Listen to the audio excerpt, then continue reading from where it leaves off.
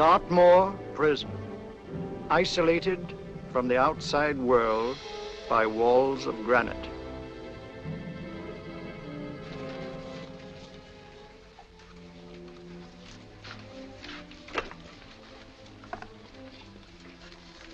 They say you could get out of here by merely telling what you know. You may or may not be another Scotland Yard bloke, but I'll give you the same answer I gave the others. I still have 2 years, 8 months, and 6 days left in which to make musical boxes. That'll be sold at auction for the benefit of this delightful sanctuary. And I intend to sell them.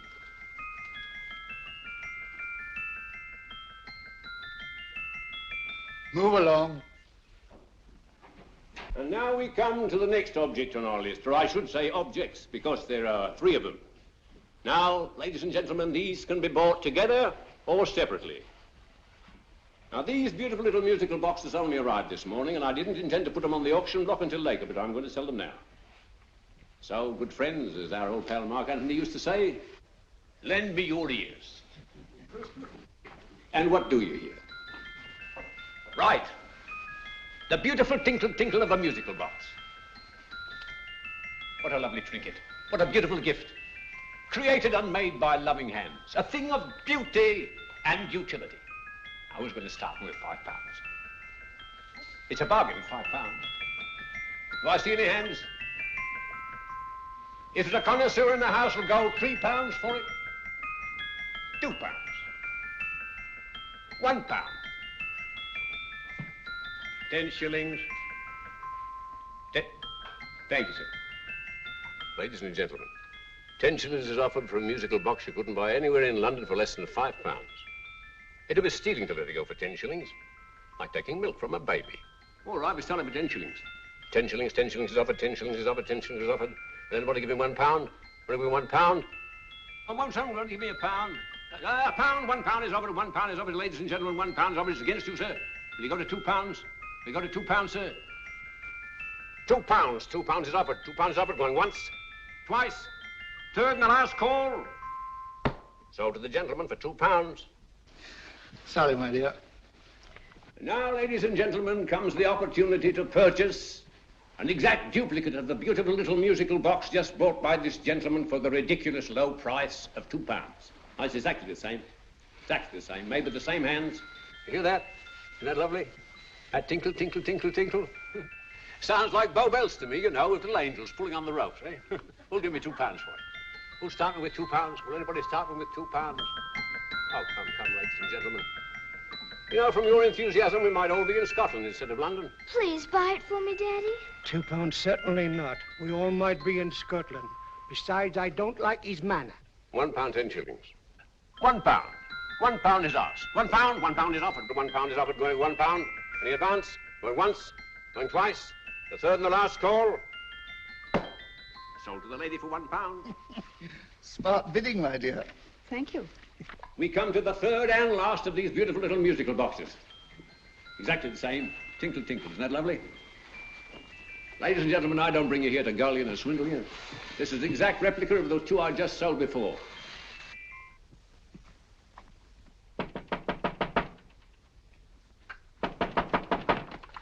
We're closed. But this is extremely important.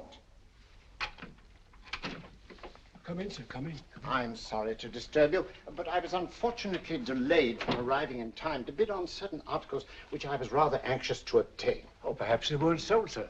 We are carrying several things over. What might the articles be, sir? 3 identical musical boxes, about so large. Oh, I'm sorry, sir, but they were sold. Pity you weren't here to bid on them. They didn't bring anything like the real value. I'm most anxious to obtain them. I wonder if your records would show who the purchasers were. Oh, we don't usually give out that information, sir. For certain, shall we say, sentimental reasons, I'm most anxious to get in touch with the purchasers. I'd be willing to pay, shall we say, £5. Well, for certain sentimental reasons, sir, we'd be very happy to oblige. Alfred, today's sales. The 3 musical boxes. Musical boxes, oh. Ah, here we are. The first purchase for £2 from Mr. Julian Emery, 52 Portman Square. Write these addresses down, Alfred. Yes, sir. Second didn't leave any name. Well, how unfortunate. I think she's a dealer. You see, they don't like us to know where the things are going. On account of the profits. You say the second purchaser was a woman. Can you give me a description of her? Oh, she was a young woman, fairly tall, slender, had a light complexion and dark hair, and she was wearing A grey suit, don't you remember? That's right. She probably runs a gift shop. She paid £1. You say she comes here fairly frequently? No, I didn't say so. But she does, sir. Like as not, she'll come in on Thursday. We have sales on Mondays and Thursdays. Oh. And the third box? The third, Mr. William Kilgore, 143B Hampton Way. For 10 shillings. Quite a drop from £2. Mr. Kilgore was a Scotchman. Oh. Thank you. You've been most helpful. Oh, thank you, sir. And any time you're passing, drop in. We always have lovely things for sale. Our card, sir? Thank you. I'll be back Thursday.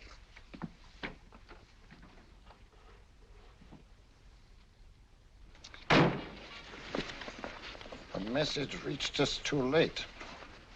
Musical boxes are being sold. Well, let's get out of here.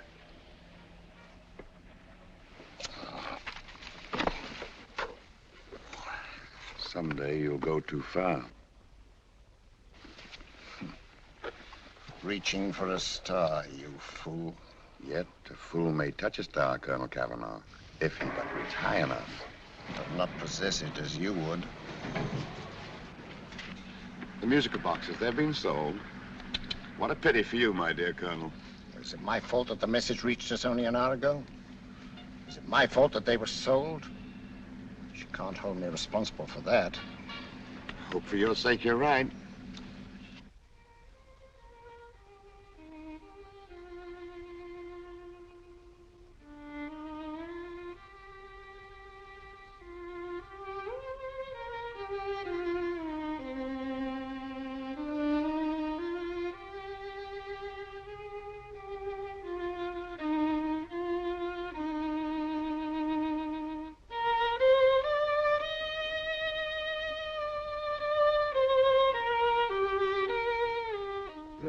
Upon you tonight at 7:45, a gentleman who desires to consult you upon a matter of the very deepest moment.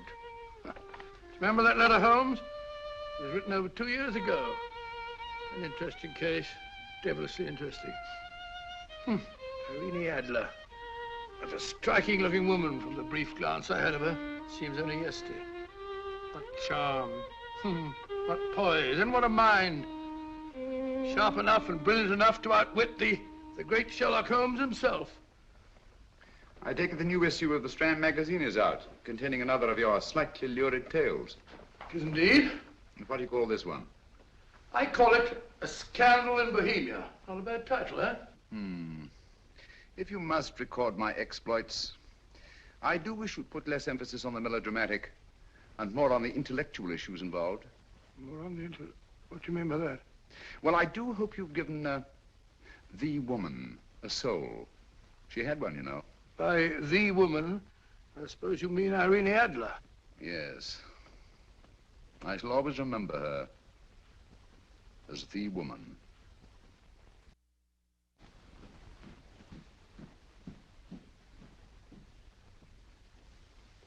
Come in. I think. That's it, old boy. How are you? How are you, old boy? I haven't seen you for years. I want you to meet my old friend Sherlock Holmes. Holmes, this is Stinky. In other words, Julian Emery. How do you do, Mr. Emery? Watson has often spoken of you. Oh, has he? Yes, we were at school together. Yes, more years ago than I care to remember, but you didn't come in here just to remind me of that. No, I just happened to be in the neighborhood and saw your lights burning, so I took the liberty of looking you up. Still writing your mystery stuff? Yes, there's a new one out this week. Good, I never miss them. Oh, good, thanks. I say that bandage makes you look very interesting. Still poking your nose into other people's business as usual? Who hit you? I haven't the foggiest notion. Somebody knocked me on the head in my own living room, and then proceeded to commit the most idiotic burglary you ever heard of. Fellow must have been balmy as a coot. Balmy? Why? Come sit down, old boy. Would you You like a cup of tea? Huh? Oh, all right. I'll go and tell Mrs. Hudson about it. Yeah. Why do you say the robbery was idiotic, Mr. Emery? Oh, simply from the fact that with about £5,000 worth of musical boxes in my living room, the thief, who I caught in the act, made off with one that isn't even worth £5. I gather you're a collector of musical boxes. Yes, I am indeed. Some of them are very beautiful, but not the one that was stolen. The thief evidently grabbed the first thing that came to his hand when he heard me coming into the room. Still, it's rather odd, isn't it, that having disposed of you, he didn't pick up something more valuable. Was there anything unusual about the stolen box? No, nothing at all. No, I picked it up in the south of France, several years ago. You say you have many valuable music boxes, and yet the thief made off with one that isn't worth £5. Sounds like rather an intriguing little problem. Yes, well, I an ordinary petty thief and didn't know the value. That is a possible explanation, and yet I venture to say that the average petty thief has a more extensive knowledge of the value of objets d'art than the average collector. Well, anyway, that's Scotland Yard's theory. They didn't get very excited about it. That's consistent anyway. I wonder if I might see your collection, Mr. Emery. Oh, of course you could, yes. Nothing a collector likes more than showing off his trophies. When would it suit you? No time like the present. Good. My place is just round in Portman Square. Shall we? Yes, right. Hello? Where are you going? Stinky hasn't had his tea yet. Oh, I'm sorry. We're going round to my place, where I'm going to give you something better than tea. Now, this one was made for Louis XV, and is one of the very few still in existence from that period. And a particularly fine specimen is that. Charming, isn't it? Quite. It all sounded to me like a lot of mice running about on a tin roof. I'm afraid you have no ear for music, Watson. Give me a good old band playing a rousing march. You have all your silly little tweets.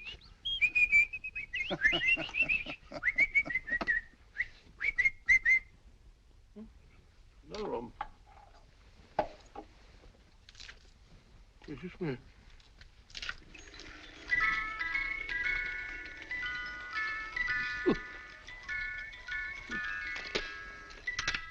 Stupid thing. Singing rabbit. What would you say offhand is the value of a box like that, Mr. Emery? Well, it's hard to say offhand, but I think we'll bring about £500 or £600 today. It's the gem of my collection. Yet a thief who steals an oddity like a musical box passes up one worth £500 for one of almost no value at all. Odd. Very odd. What was the stolen box like, Mr. Emery? Oh, just a plain wooden box about so big. As a matter of fact, I have one over here almost exactly like it. I picked this up yesterday at an auction room in Knightsbridge. Paid only £2 for it. Of course, I wouldn't in the ordinary way add one like this to my collection, but the tune intrigued me. I'd never heard it before.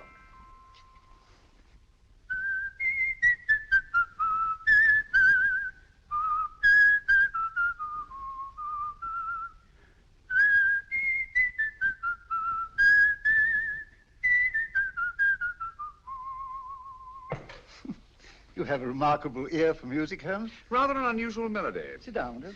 Thanks. You say you bought that box at an auction sale yesterday? Yes, the Gaylord auction rooms in Knightsbridge. Run by old, what's his name? Crabtree. That's the man. At what time was the robbery committed? Oh, about 3 o'clock this morning. You know, Mr. Emery, that box and the robbery might well be cause and effect, especially since you say that the stolen box outwardly resembles this one a great deal. And Scotland Yard were not particularly interested, eh? Oh, yes, but I wouldn't blame them for that, especially as I told them I was quite unable to describe the thief, except, of course, for the fact that it was definitely a man. All you remember is that you came in here and someone struck you on the head. Yes, and the next thing I knew, my man was trying to revive me. It might be wise for you to put that box away somewhere and lock it up. Oh, I don't think that's necessary. Besides, everything's insured. Well, at least if any further attempts at robbery are made, I'd suggest that you call the police, rather than running into any personal danger. Oh, come, Holmes, aren't you being a bit of an alarmist? Possibly. Well, I must agree with old Stinky. Seems to me you are making rather a mountain out of a molehill. Molehill is the word, old boy, and it's time you were in bed. Thanks so much for letting us see your place. Now, it's been glad meeting you. Holmes, I can't understand why you were so mysterious. Seems to me the petty thief explanation was the only sensible one. Really? Yes, I can't see how you can believe it was anything else. I didn't say I believed it to be anything else. The petty thief theory is the obvious one, I grant you. However, it's often a mistake to accept something as true merely because it's obvious. The truth is only arrived at by the painstaking process of eliminating the untrue. We are not able to do that in this case without further data. Rubbish, you're pulling my leg. You're trying to turn a tuppenny halfpenny robbery into an international plot. No, I'm not. I just hope that your friend Stinky is a little more cautious in the future. Just in case.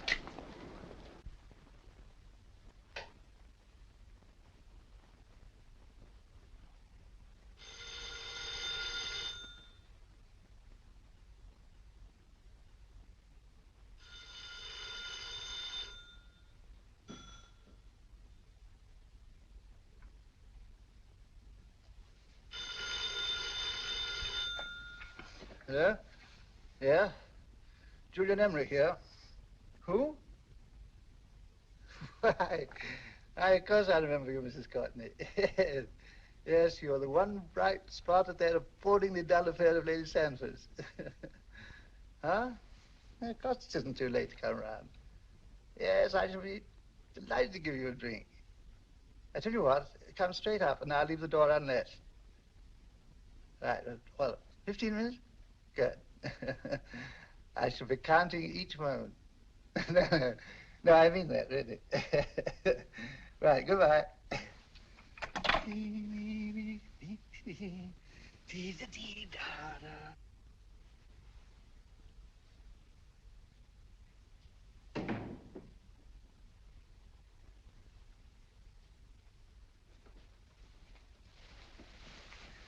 Boo!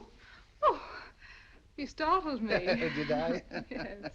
Must be the pixie in me. I know I shouldn't have called you so late, but I was at a party just around the corner, and I remembered your invitation to see your collection of musical boxes. My dear Mrs. Courtney, pleasure is all the greater for being so unexpected. My friends call me Hilda. Thanks. Mine called me Stinky. Stinky, how quaint. Oh, what a perfectly wonderful collection of musical boxes. You know, when you told me you had a collection, I had no idea it was so attractive. Yes. They appeal to the ear as well as to the eye. Oh, what a plain little one. Why, it looks just like a country cousin amid all this grandeur. No. You mustn't underestimate the country cousin. Only last night a burglar broke in here, and with all these to choose from, went off with one very much like it. Really? Yes, I don't mind the loss of the box so much, but I do resent this crack on the skull. But it makes you look so interesting. Oh, do you think so? It's funny, that's what old Fatso said. Fatso? I mean, Dr. Watson. He was here this evening with a friend, Mr. Holmes. He's interested in my collection, too. Sherlock Holmes? Yes. Do you know him? I've heard of him. Yes, he seems to think I'm in some sort of danger. What a haunting tune. It takes me right back to my childhood. Really? Do you know, it's odd that you should be interested in that particular musical box. Odd? Why? Because Mr. Holmes is also interested in it. He may have been more interested in the tune than in the box. My dear, yes, that's right. I remember now. He whistled it note for note, having heard it only once. Really? He must be a remarkable man. Bit of an alarmist, if you ask me. Don't you believe in warnings? Of course not. Who'd want a box like that? I would. You're not serious. Oh, but I am. Well, you put me in a very awkward position. I'm a collector, you know. And the collector buys but never sells. But if the price were high enough... The price has nothing to do with it. It's the principle of the thing. Yes, well, we haven't had our drink. No, thanks. I must be getting along. Must you really? I'm afraid so. You're not walking out on me, are you? My reputation, Stinky. I say, you know, you are an attractive woman. Thanks.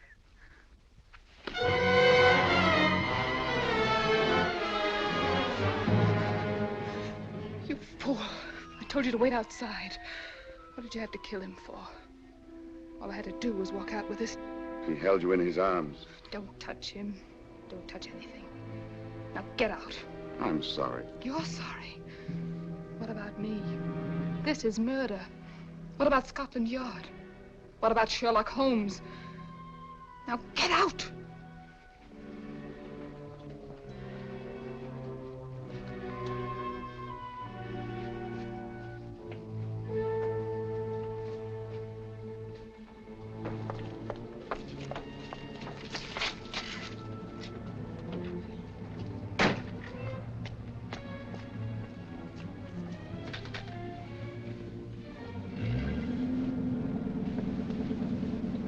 Did you get it?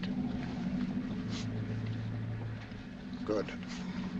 Did you have any trouble with him? Just a matter of murder. Ah, Mr. Holmes. Hopkins? Thanks for coming so promptly. Inspector Lestrade suggested that I call through to you. Mr. Emery was the client of Mr. Holmes, Inspector. Indeed. You didn't mention that when I telephoned you, Mr. Holmes. Well, not exactly a client, Inspector. Sergeant Thompson? He was killed between the hours of 11 and 2 o'clock this morning, Mr. Holmes. Must have been someone he knew, someone of whom he had no suspicion. Poor old Stinky. It's all my fault. I should have prevented this. Well, it's no time to start talking about that now, Doctor. Apparently it's gone. That's the second attempt on the musical box that Emery bought at the auction sale. And this time it was successful. But that box was only worth £2. It was worth a man's life, Watson. I think we'd better pay a visit to Gaylord's auction room and that fellow Crabtree. Inspector, may I suggest that you make a complete search of this flat for a small, plain, musical box about that size? Thank you. Come on, Watson. You say the first box went to Mr. Julian Emery. The second to Mr. Kilgore, 143B Hampton Way. And the third to the unidentified young lady who presumably has a shop and lives near Golders Green. That's right, Mr. Holmes. Isn't it rather strange, Mr. Crabtree, that you should have had 3 identical musical boxes all playing the same tune? Where'd they come from? Dartmoor Prison. Dartmoor? Yeah, we get a regular shipment from there every month. The inmates manufacture them. Well, they make all kinds of things, you know, pipe racks, waste paper baskets, musical boxes. Did you happen to notice if anyone showed any particular interest during the auction in the purchasers of these 3 boxes? Oh, come now, Mr. Crabtree. This is very literally a matter of life and death. Well, since you put it that way, Mr. Holmes, there was a gentleman came in here about an hour after closing time, and he was in an awful state, he was. He gave me £5 to tell him where the boxes had gone to. He said they had a sentimental value for him, sir. Expensive sentiment. Can you describe him? He was tall, distinguished looking, and he had grey hair and a moustache. Oh, he was quite a gentleman, sir.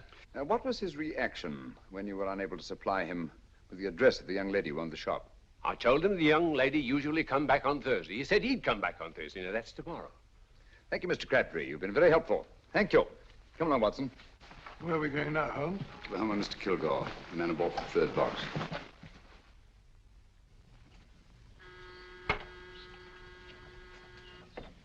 But hang it all, Holmes, how do you know those other 2 musical boxes are of any importance? I don't, but I certainly have no intention of waiting until the owners are murdered to find out. No one at home. I hope that's the explanation. I'll have a look through this window.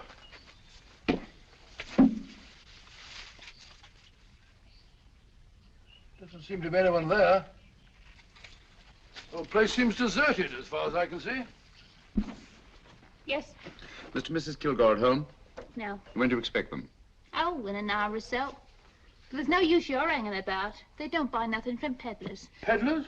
My good woman, this is Mr. Sherlock Holmes. Sherlock Holmes? Oh, go on. Do you mind if we come in and wait? My business is rather urgent. Well, I've got to go out and do my shopping.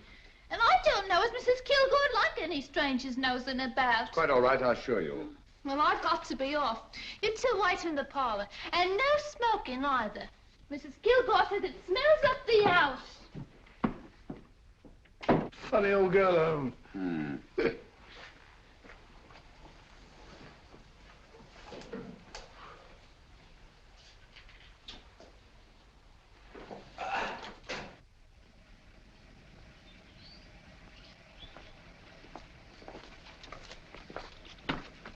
Park Lane. Park Lane? And what would the likes of you be doing in Park Lane? Now, don't worry about the fare, Ducky. If you knows how to get to Park Lane, up it.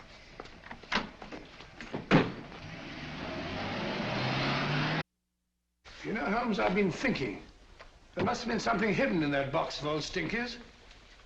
Stolen jewelry, possibly. What's up, Holmes? Listen. What's just the steam in the water pipes?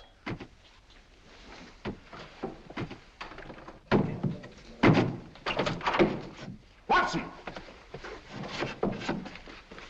Great Scott! Come on, Holmes. Get on the chair here. It's all right, my dear. There. Now, don't worry. It's all over. There you are, dear. Don't cry anymore. She tied me up and shut me in the cupboard. I know. She won't come back. Did you show her your new musical box? Yes, she said she wanted to hear it play, and as soon as I showed it to her, she grabbed hold of No, me. I know. Now, don't worry. We'll buy you a new musical box. Yes, my dear, the best one in London. Watson. Oh, what a fool I've been. What do you mean, Holmes? She took the musical box out of this house in that market basket, right under our very noses. Why could the Kilgore charwoman want to take the music box? She isn't the Kilgore charwoman. She's a consummate actress. An extremely clever, unscrupulous woman who will stop at nothing. Take care of the child, will you, Wolfella, till our parents get back. Explain everything to them. Of course I will. But, Holmes, where are you going? Somewhere, somehow, I must get to the young lady who bought that third musical box before our opponents find out. I only hope that I won't be too late. Oh, no. No, darling, you mustn't cry anymore. Now, cheer up. Would you like to hear old Uncle make a noise like a duck?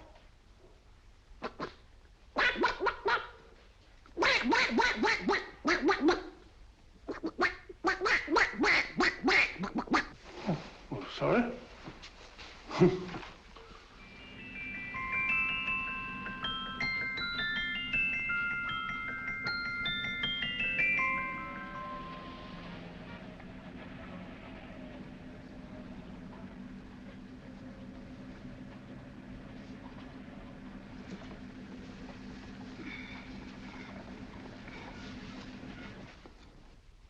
Now, ladies and gentlemen, how much am I offered for this beautiful lace Dresden china figurine?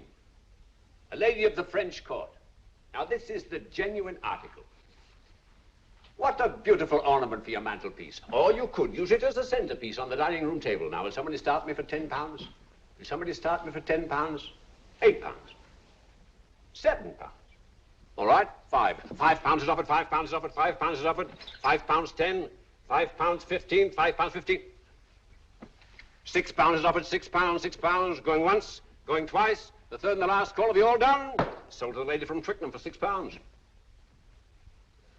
Next, we have a real museum piece, ladies and gentlemen. A fine 19th century doll. The costume an exact replica of the holiday clothes worn by the Hungarian peasant women. Now, ladies and gentlemen, an article like this would cost you from £15 to £20 in a West End shop. I'm not going to ask you for anything like that. Who'll give me £2 for it? £2. Anybody offer me £2? £2 for the Hungarian? £2? £1. What? Anybody give me £1? Anybody offer me £1 for the doll? £1 is offered, ladies and gentlemen. £1 is offered. Now, I'm not going to waste your valuable time or mine in trying to get one half of what this beautiful doll is worth. If the young lady can steal it for £1, that's her good fortune.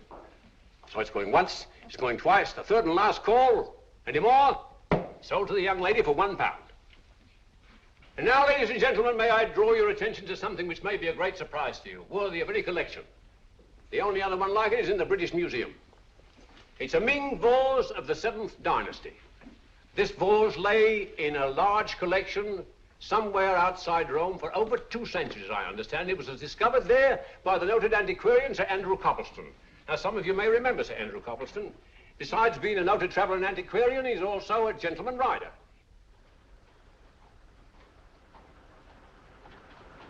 The girl with the parcel in her hands, that's her. Are you sure that's the girl? Well, she fits perfectly the auctioneer's description. Follow her, Hamid.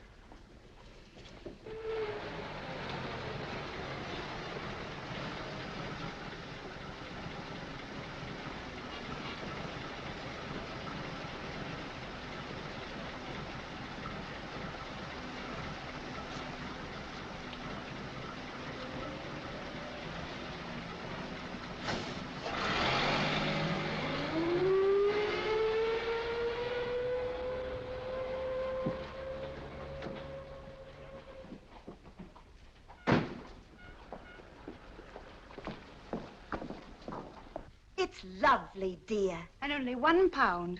We can get at least 3 for it. Easily. I'll go make some tea. I could do with a cup. Right.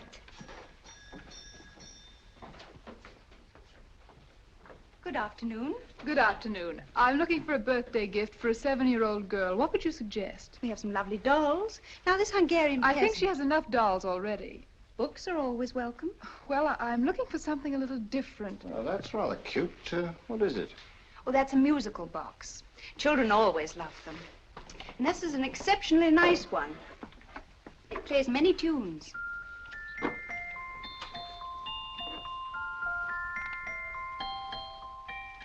Have you any others? Yes, if you'll just get this way. I have only 2 left.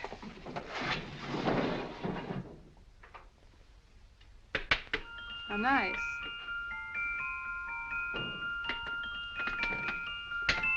Are you sure this is all you have? I'm sorry. They're rather hard to find, you know. That's our entire allotment. I did have one other, but I sold it earlier this afternoon. But it was only a plain wooden one. It wouldn't have been a very nice gift for a child. Really? Do you happen to know who the purchaser was? Why, yes. He left his card, just in case anyone should inquire for him.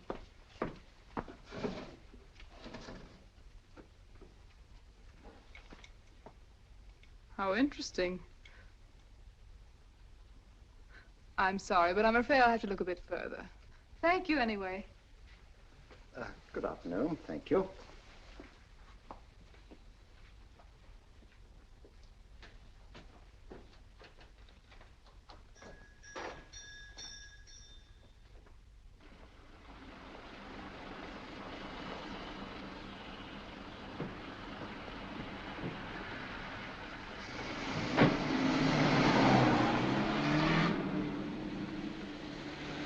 Heavy!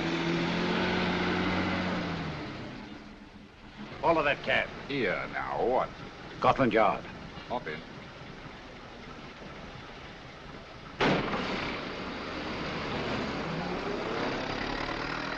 Sherlock Holmes. I might have known. We thought we were the hunters, instead of which we're the hunted. We've been fools. We played right into his hands. Of course. He's had us followed. Don't look. The man in front of the toy shop. Hamid. Turn sharp right at the next corner and again at the next.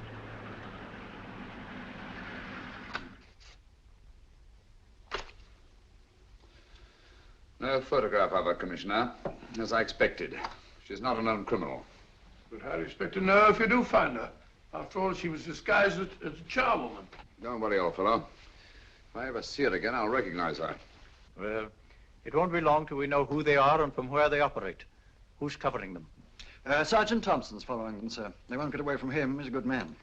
We could have arrested them at Clifford's toy shop if we had any proof. But we know that they killed Emery. Proof, my dear fellow. We must have proof.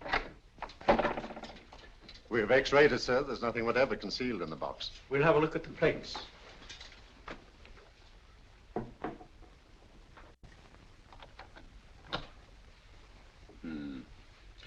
There must be some clue. And it's probably so obvious that we've all overlooked it. Seems to me we're up against a bunch of lunatics. Not lunatics, my dear fellow. Extremely astute, cold-blooded murderers. What can these little musical boxes have in them that's so important? Don't forget, they were made in Dartmoor prison. You can smuggle stuff into prison, but not out. Do you want us to break the box apart, sir, to see if there's anything the x-ray hasn't caught? No, not yet. Do you mind if I take it? Certainly. Thanks.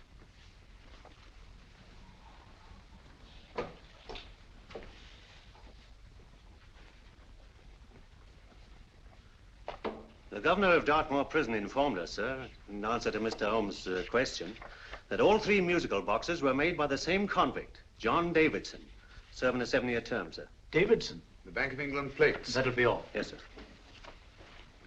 Now we're getting somewhere. Wait a minute. How did you know about the plates, Mr. Holmes? I'm a student of crime, Inspector. I make it my business to know about such things. And when the name of Davidson was mentioned... Well, who is this fellow Davidson? As long as Mr. Holmes seems to know all about it already, I suppose there's no harm in telling you. 2 years ago in London, there occurred a robbery of such tremendous importance, although the stolen articles themselves have no intrinsic value whatsoever, that the Home Secretary was instrumental in seeing that not a word of it appeared in any newspaper. But you never told me anything about this, Holmes. You were away at the time. Articles of no intrinsic value and yet of such importance? I don't understand. Davidson was apprehended within 15 minutes of committing the theft. But by that time, he'd hidden the articles in question and they've yet to be found. Before going further, Dr. Watson, I must inform you that this matter is not to be mentioned outside of this room. Of course not. Do I look like a man who'd gossip? Let's not go into that now, old fellow, shall we? Davidson had been employed for years in a position of extreme trust by the engravings department of the Bank of England. The articles he stole were nothing less than a complete duplicate set of plates for printing £5 notes. What? The Bank of England's own plates? Precisely. And with those plates, a gang of crooks could flood England with £5 notes, not forged in the usual sense of the word, but notes undetectable from genuine Bank of England notes in any way whatsoever. Good heavens. Any whisper at all might have resulted in enormous damage in shaking public confidence in the Treasury. We tried everything after we arrested Davidson. Offered him a shorter sentence if he'd tell us where he'd hidden the plates. Why, we even put in Scotland Yard men with him as cellmates, but no results. Obviously, Davidson is a man of strong character and infinite patience.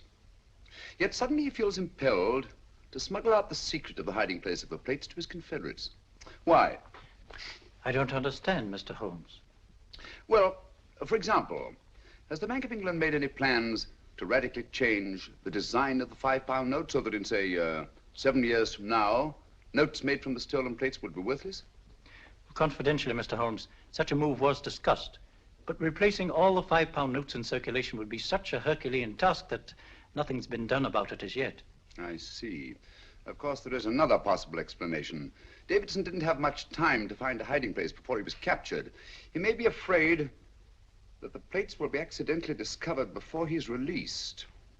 Hence his anxiety to communicate their whereabouts to his confederates as soon as possible. I believe you've hit it, Mr. Holmes. I'm sure that the message is contained in this musical box.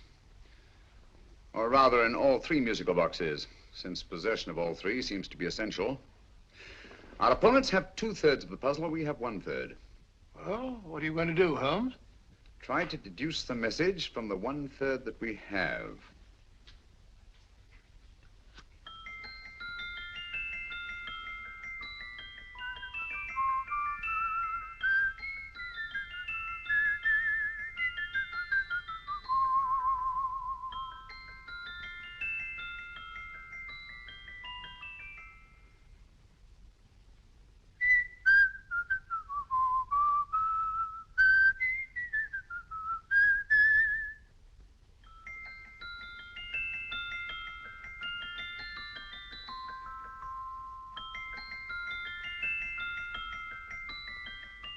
It's the same tune as the one played by Emery's musical box.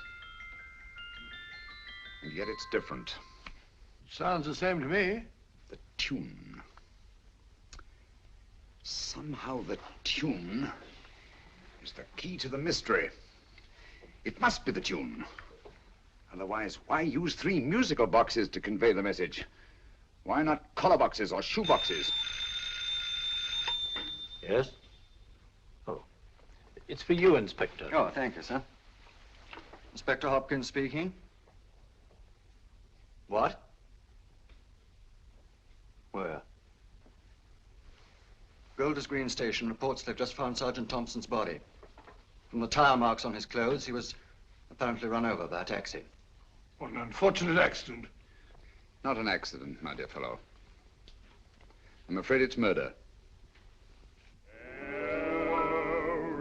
Never know just who you're going to meet when you're walking down a busy London street.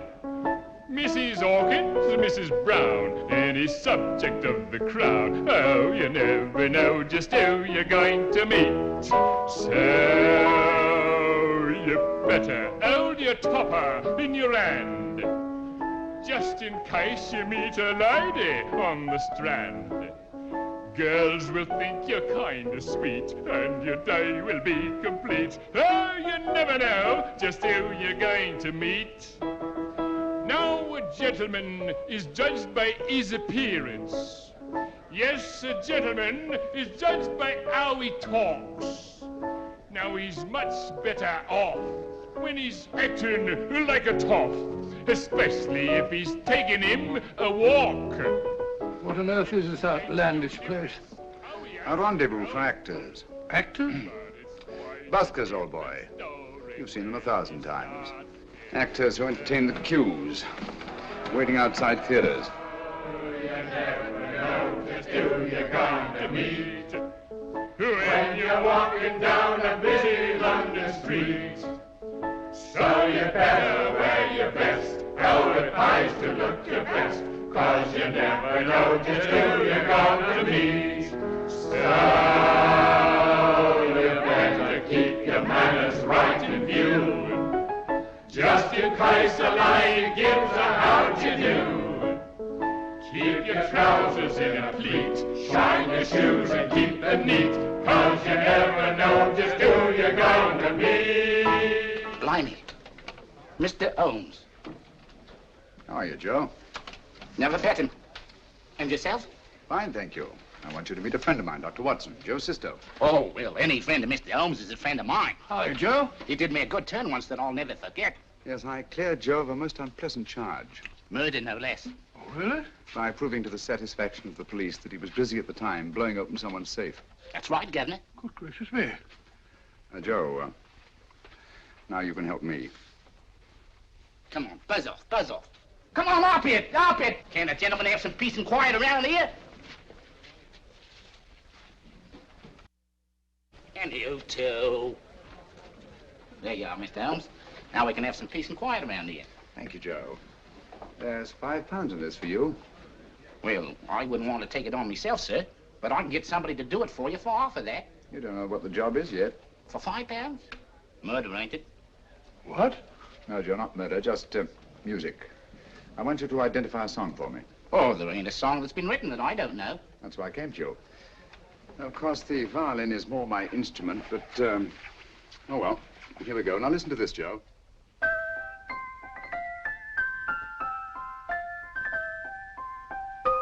Wait a minute.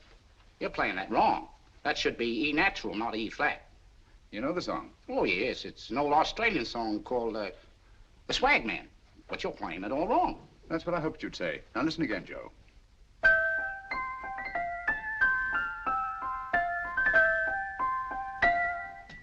That's the same tune, all right, but you're making different mistakes than you did the first time. No, not mistakes, Joe. Call them variations. Here, play the song for me, will you, the way it's written.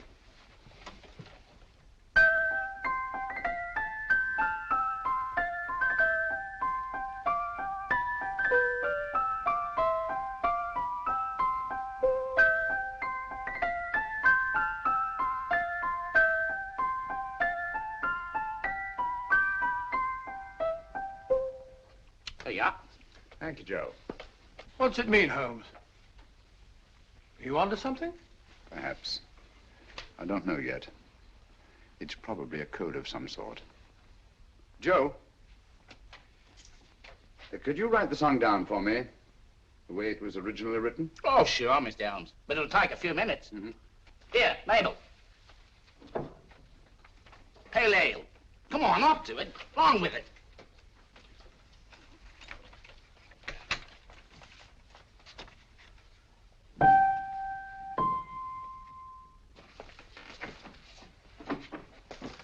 Well, obviously it isn't the lyrics. No combination of those words made any sense at all. The variations in the way Emery's musical box played the tune are different from the variations in the one we have. You sure? Quite. You see, I took the trouble to memorize the tune as played by Emery's box that night we were with him in his flat. Holmes, you amaze me. Elementary, my dear fellow. One of the first principles in solving crime is never to disregard anything, no matter how trivial. But why are 3 boxes? Why not 1? Because the message was obviously too long to be conveyed by any one variation. Then there's the 3rd box, the one that woman took from the Kilgores. That contains yet another set of variations. Yes, well, it's all beyond me. Well, all we have to do now is to find the secret of the variations. Not a very easy problem to solve, my dear fellow.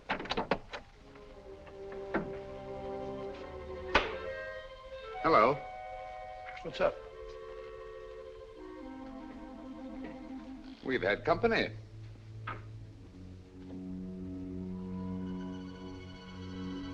I say, this is outrageous. Ask Mrs. Hudson to come in here, will you? Right.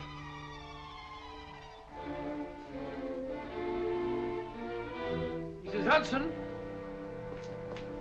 Yes? Oh, there you are. Will you come up here at once, please?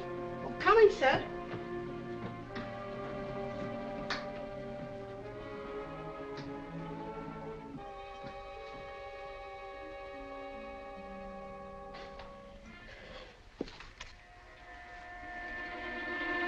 Mercy me, Mr. Holmes. What has happened? Who called while we were out, Mrs. Hudson? Just a young lady. The one who said you wanted her to wait for you. And a nice-looking old gentleman with Our her. friends again, Watson. Friends? What did the young lady look like? Oh, I couldn't see her face. She had a heavy black veil on. But she had such a nice way with her.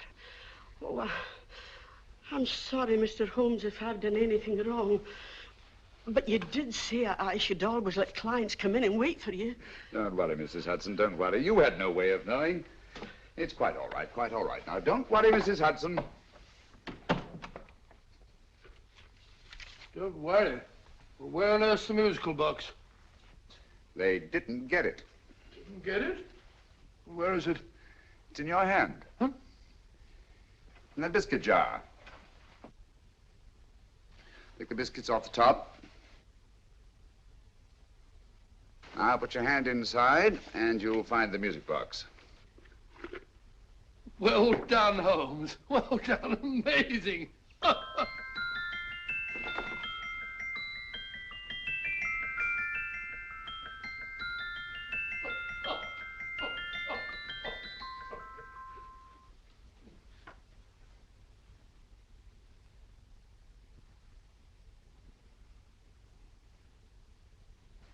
Phew.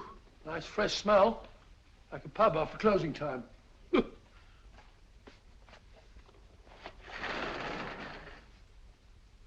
I say, Holmes. What? It's morning. Allow me to congratulate you on a brilliant bit of deduction.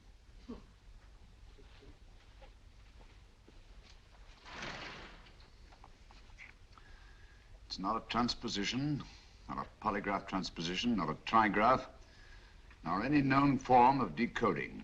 How about the Morse code? Have you tried that? Yes, at about 3 o'clock this morning. I'm sorry, old man. I was only trying to help.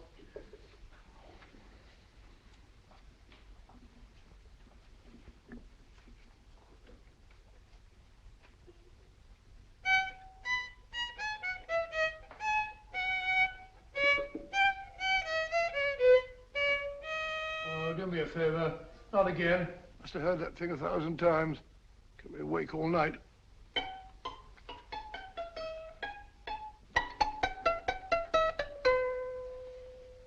Not a very distinguished composition, I grant you. You know perfectly well I don't know one tune from the other. When I was a kid, my people tried to have me taught the piano. I've always felt sorry for that old teacher of mine. The poor old girl finally reached the point of numbering the keys for me. 1, 2, 3, 4. Even then, I never progressed beyond it. Numbering the keys, Watson. The 19th key of the keyboard is the 19th letter of the alphabet. S. Here. Write it down when I give it to you, old fellow, will you? The first altered note. Write S first. Now, the 8th key is H. The 5th key, E. The 12th key, L. The 6th key, F. S-H-E-L-F. Shelf. Your piano lessons were not in vain, old fellow. You've solved it. Thank you. Thanks, old bean. Hold it. We now have 2/3 of the message. Behind books, 3rd shelf, secretary, Dr. S. Presumably, these are the first and second portions of the message. And this gang has the first and third parts of it. Precisely. Then it's a stalemate? Yes, Commissioner, but we can't leave it like that. There's no doubt in my mind that they'll try to secure our third of the message that's missing. Well, I assume you've taken every precaution to guard the Clifford music. Oh, yes, it's carefully hidden at Baker Street with Dr. Watson on guard. However, I'm reasonably certain that, difficult as it may be, we can find the plates even without the missing part of the message. Behind books, 3rd shelf, secretary, Dr. S. Well, outside of the fact that Davidson hid the Bank of England plate somewhere in London, Mr. Holmes, I don't see that we've progressed at all. Allow me to point out to you, sir, the key words Dr. S. It looks as if the plates were hidden in the house of a doctor. Whether S stands for his first or last initial remains to be determined by a process of elimination. Well, there must be 10,000 doctors in London with S for a first or last initial. Precisely. And every one of them will have to be questioned in person. That's why I say this is a task for Scotland Yard. It's a task, all right. But Scotland Yard has searched worse haystacks and found the needle. Well, for the time being, I'll leave the matter in your hands, gentlemen. We'll call you if and when we get a lead on our mysterious Dr. S. Thank you. In the meantime, I intend to follow up a little clue concerning a cigarette.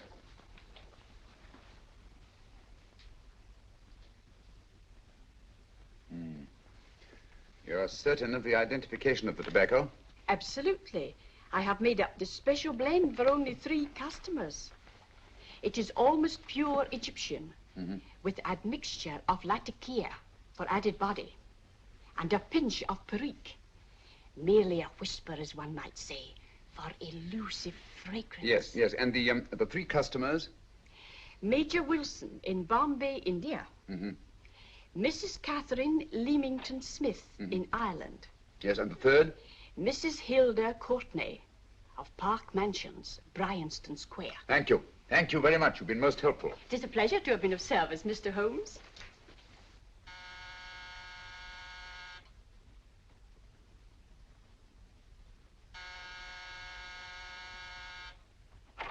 Yes? Mrs. Courtney? Yes. My name is Sherlock Holmes. Oh, do come in. Thank you. I've heard of you, of course, Mr. Holmes. I believe we have a mutual friend in Sir Edward Brookdale. He's spoken to me of you quite often. Indeed. And to what good fortune am I indebted for this visit? I think you know Mrs. Courtney. Well, I did get a summons for speeding last week. But outside of that, I don't think I'm of any interest to the police. Oh, come now, Mrs. Courtney. You seem to forget that you and I have met before. I'm sorry. I'm sure I would have remembered meeting the great Sherlock Holmes. Please sit down. Thank you. You say we met before. Yes. At the home of Mr. and Mrs. Kilgore, 143B Hampton Road. Kilgore? I don't think I know anyone of that name. Well, I didn't say you knew them.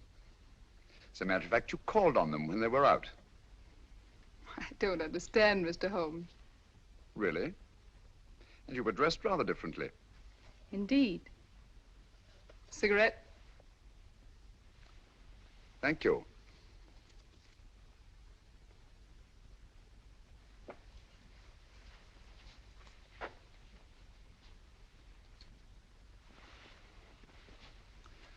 Thank you.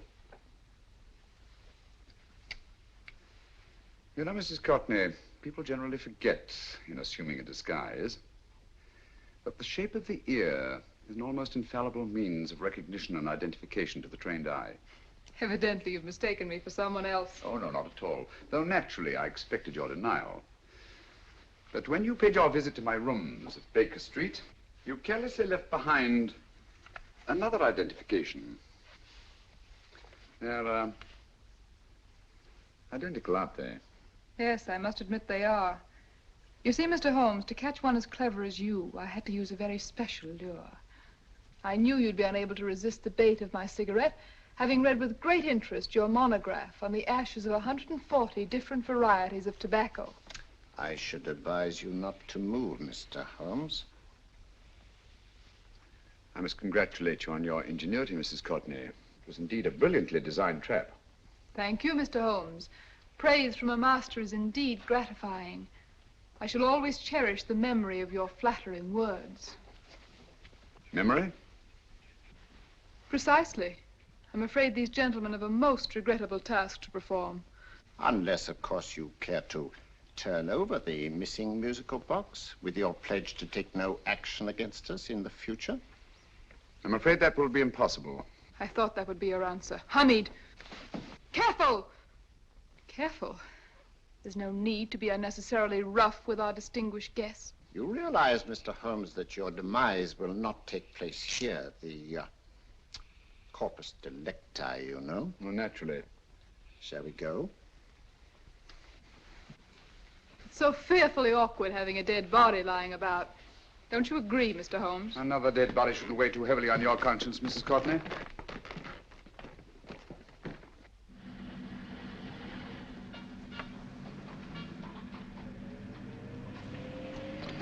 You mind if I have a cigarette?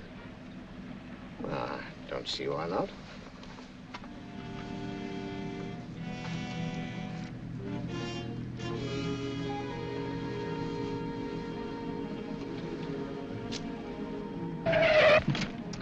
Be careful, Hamid. It's the brakes, they bind. Thank you, Colonel Kavanagh. It's very considerate of you.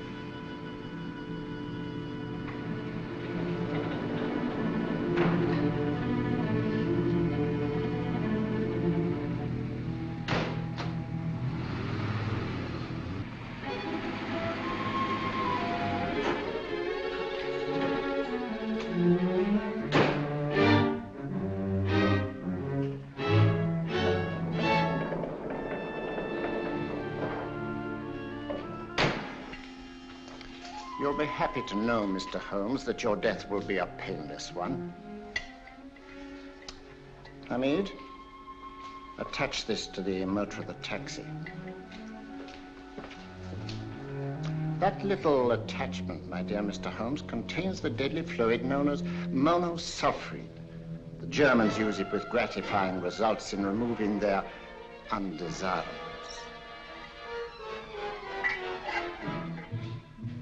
Start the motor.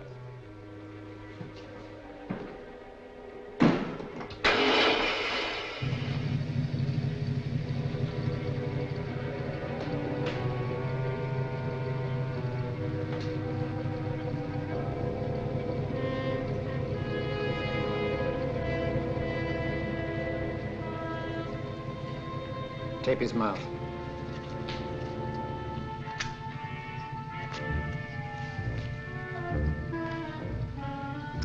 Now, up with him, Hamid.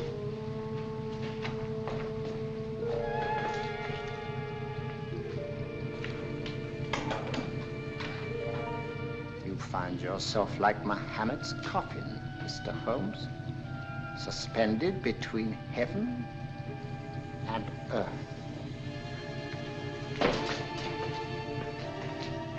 Plenty of fuel in the tank? Good. It would be too bad to have anything go wrong through so simple an oversight.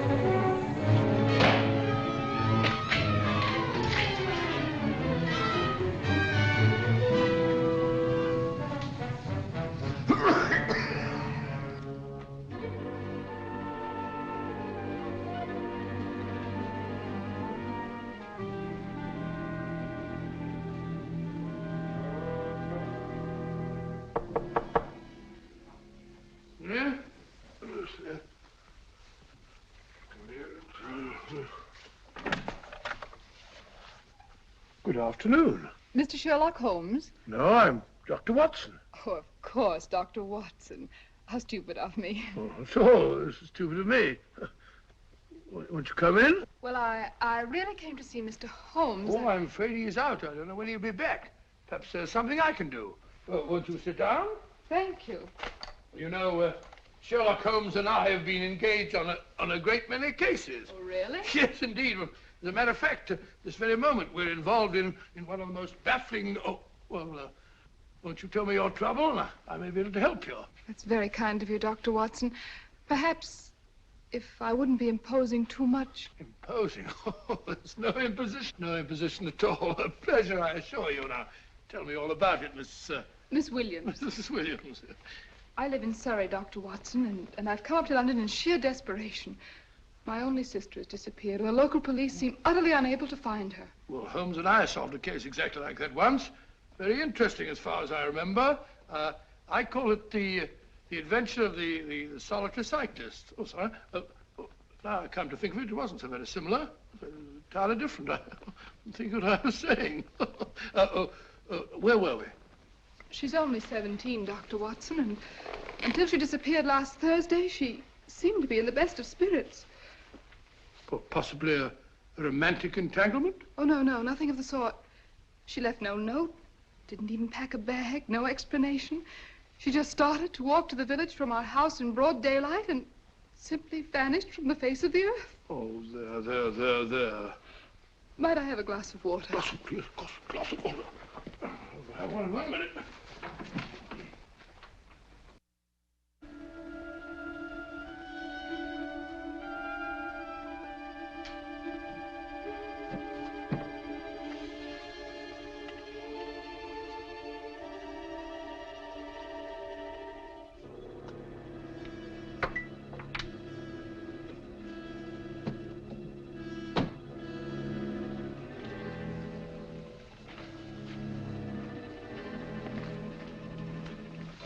There you are, my dear. Thank you, Dr. Watson. No, you're not to cry anymore. You must pull yourself together. Oh, I feel much better already knowing that you're going to help me. Oh, Dr. Watson, look! Good heavens! Get through the fire brigade, quickly!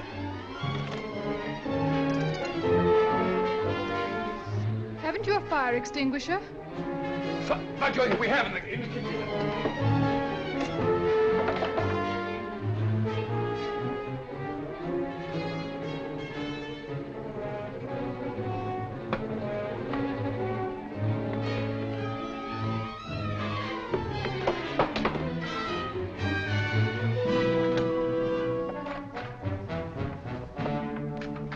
Don't you worry, Miss Williams. We'll have this thing out in no time.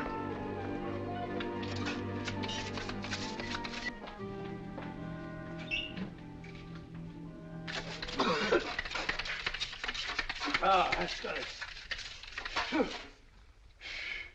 Get some air. Well, you see, there was no need for the fire brigade after all. I hope you weren't too frightened, Miss Williams.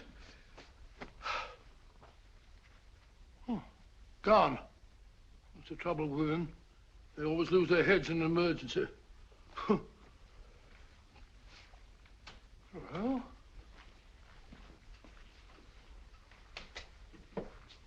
a musical box. Great Scott! Miss Williams!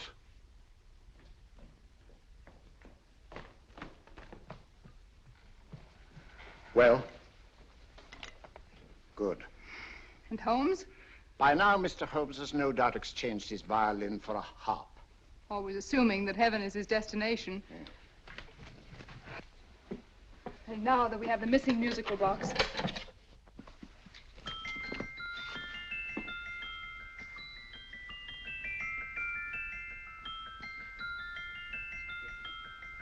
Nineteenth note. 19th letter. Yes. He hasn't been there, you say? Holmes, where on earth have you been? I've been trying to get you at the club, at Scotland Yard, all over London.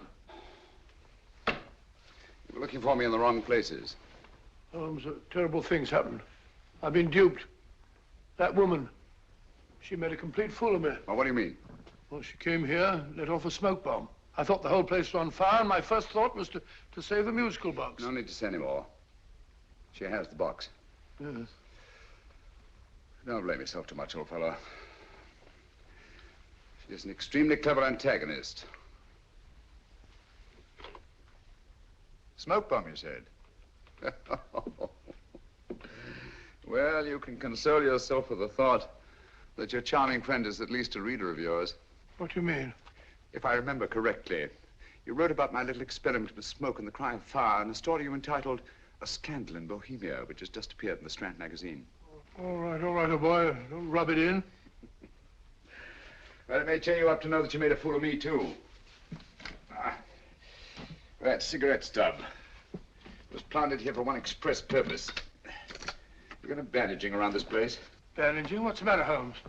You hurt? Explanations will have to wait until later. At the moment, we're faced with a problem which I fear is insurmountable.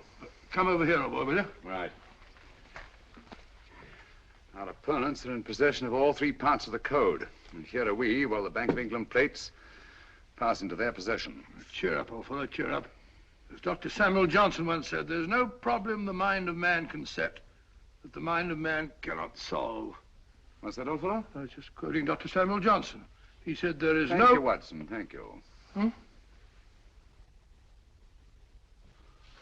Leaving the front reception room, we come into the main hall, where Dr. Johnson was in the habit of passing through to have his meager meals in the dining room opposite, in company with his friend and biographer, James Boswell. We will now pass up the stairway, which remains in its natural wood finish, just as it was when the good doctor was here. The framed etching on the wall is believed to have been presented to Dr. Johnson by the distinguished painter, Sir Joshua Reynolds.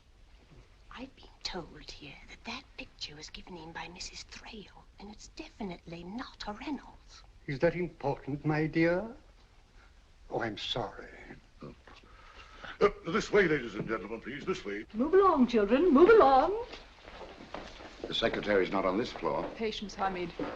I have a feeling My that... dear Colonel, with Sherlock Holmes out of the way, what could go wrong?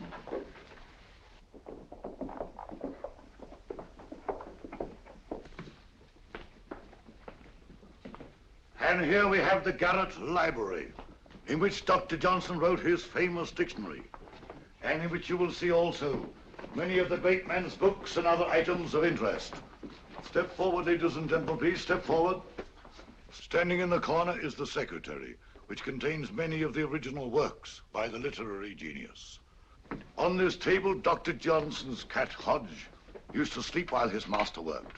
A strange thing about this cat, ladies and gentlemen, was its love of oysters. They do say that the dear doctor often went hungry to find the cat that delicacy. What a pity.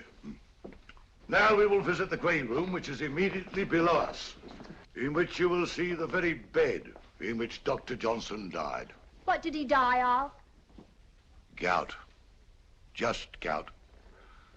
This way, ladies and gentlemen. Mind the steps, please.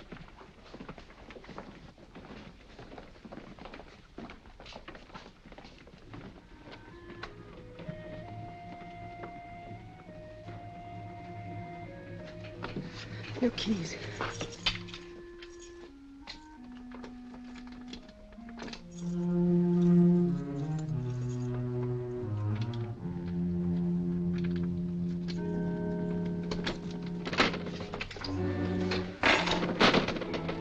Third shelf up.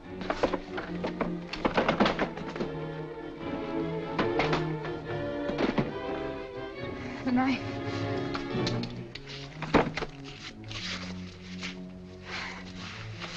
Gentlemen, the Bank of England plates. Well, Mrs. Courtney, so we meet again. No, I shouldn't do that if I were you, Colonel Cavanaugh. I must congratulate you, Mr. Holmes. You're far more clever than I thought. Thank you, Mrs. Courtney. Praise from you is indeed gratifying. I shall always cherish the memory of your flattering words. Memory? Oh, thank you.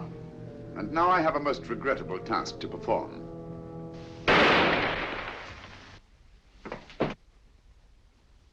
Holmes! Coming, Holmes! Holmes, you all right? Perfectly, thank you, old fellow, but I think this gentleman on the floor requires some medical attention. We must see that he looks his best, you know, when he's hanged. Take them in charge.